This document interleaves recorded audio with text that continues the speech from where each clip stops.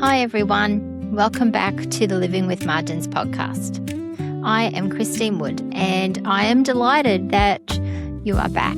And today is a really important topic and I think it affects a lot of us as busy Christian women. Today we're going to be talking about unrealistic expectations, where those expectations come from, what God's expectations are of us, and how we can discern whether the expectations that we are feeling are from God or are from other places. So welcome. Girls can do anything.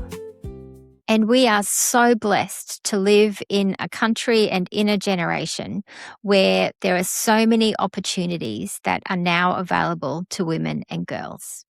Because for many generations and in parts of the world even today, there are professions and opportunities that aren't available for women. So I think it's fantastic that we have women as mathematicians and scientists and doctors and astronauts and football players and police officers and all of the different things, because these highly skilled, smart, strong women are valuable in their fields and they bring something really important into the workplaces that they are in. But as these opportunities have grown over the years, I have sensed that these opportunities can become expectations. That because we can, it kind of means that we should. And this can add a lot of pressure to us. This can feel like we're never quite doing enough because there's opportunities that are open to us. So shouldn't we be doing those? Shouldn't we be working? We should be starting our own businesses, starting our own podcasts, building our own platforms, and doing the things that women can do. We should be renovating our own bathroom because women are capable of renovating bathrooms. But just because we can doesn't always mean that we should. Here's an example for you. When my children were young, I loved to sew. And for a long time, I would spend my leisure time sewing little t-shirts and little jumpsuits and dresses and the clothing that my children needed. And for a long time, it was something that I enjoyed and something that was really fun.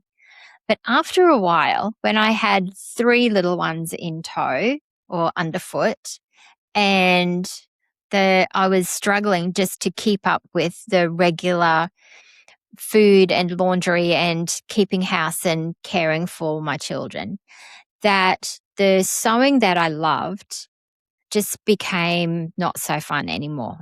And when I realized that I could go to Kmart and buy the clothes that the children needed cheaper than buying the materials for me to make them myself, and I had a decision that I could make to, rather than sewing clothes that was no longer fun, I could go and buy them from the shop. And that was a much wiser solution for our family at that time. Do you ever feel the weight of expectations of those around you, whether it's from the culture that says, oh, going back to work straight away after your child is normal and that's what's expected, whether it's an internal expectation of something that you believe about yourself or wanted for yourself or dreamed for yourself, or perhaps even an expectation of the church of this is the kind of person that you should be. This is what a good Christian woman should do and should look like and should spend her time doing and should be devoted to. Do you feel the weight of those expectations? I know that I certainly have over the years. And one of the Bible passages that comes up often is Proverbs 31, the description of the perfect Christian woman, the Mary Poppins of the Christian women. And for many years, when I read through Proverbs 31, I felt more tired than inspired. It just looked like a unrealistic expectation that I needed to live up to keep the candle burning late at night and to build a business and to do all of these things. It just is an unrealistic list. And so I'd love for us today to just have another look at the familiar passage of Proverbs 31 and look at the expectations that come out of that passage. First of all, let's point out that the context of this chapter of the Bible matters, because often we start reading from verse 10, a wife of noble character who can find. And yet right at the beginning, verse 1 of chapter 31 of Proverbs, it gives us the context of why it was written and who it was written by and who it was written for. And it says this, the sayings of King Lemuel, an inspired utterance his mother taught him. And then it goes on to say, listen, my son, listen, son of my womb. Listen, my son, the answer to my prayers. And it goes on giving advice from a mother to her son. It starts off by giving advice about who to spend time with, not to drink too much wine, to care for the poor and look out for those who can't look out for themselves. And then it goes on to describe what kind of character to look for in a wife. Now, I can relate to this passage quite well because I have a son. He's married now, and he's married to an exceptional woman. But as he was growing up, through his teenage years, through his young adult years, as he was hanging out with his mates and as we saw the roundabout of girlfriends go through the group of friends, there's always this, the mother's heart wanting the best for your son.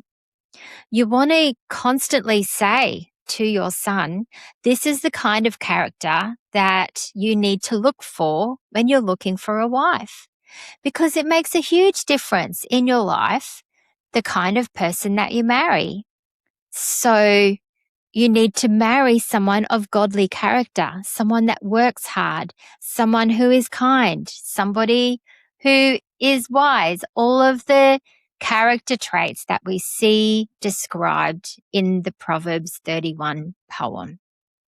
The chapter is actually written as a poem, as an acrostic poem, with each line of the poem, each of the 22 verses, starting with a consecutive letter of the Hebrew alphabet. It's a beautiful poem written by a mother who wants the best for her son. It's not a description or a to-do list for a woman. It is a celebration of all of the good things that women can do, the characteristics that we find in a godly wife. So let's keep that in mind when we're thinking of the Proverbs 31 women, when we're thinking of what God expects of us. Let's remember that Proverbs 31 is celebrating all of the amazing qualities of great women, you and I included. It's not supposed to be. It's not written as a to-do list. It's not written as a heavy weight of expectation on us. So keeping that in mind and sort of thinking about, as we go about our lives and all of the incredible opportunities that come our way, how do we discern what are the expectations that God has of us and what are the opportunities that come our way that we should decline, that we should say no to? How do we discern that? because it's different for each of us and it's different for us in different seasons of our lives. So there is no sort of black and white rule book that says every person should do this and every woman should be like this. Everyone should have a job and work, or everyone should stay at home and have children, and everyone should marry, or everyone should be single. Whatever it is, there is no black and white, hard and fast rules, obviously. We need to discern that with God for ourselves. So I'd love to just share some verses that help me to discern whether an opportunity is something of God or something that I should think twice about and perhaps not say yes to. These are just some guiding principles that I find really helpful. The first one I want to share is one of my favorite verses, Micah chapter 6, verse 8. And it says this: "He has shown you, O mortal, what is good. And what does the Lord require of you? To act justly and to love mercy and to walk humbly with your God." When I am overwhelmed with opportunities or overwhelmed with anything really, this verse helps me to just come back to the heart of God and to simplify things. So what does God require? 3 simple things: act justly, do the right thing, love mercy, be kind and considerate to people who are doing it tough, and walk humbly with your God. Walk step by step in relationship with our Savior. So those 3 things help us to just keep it simple and come back to what the heart of God is.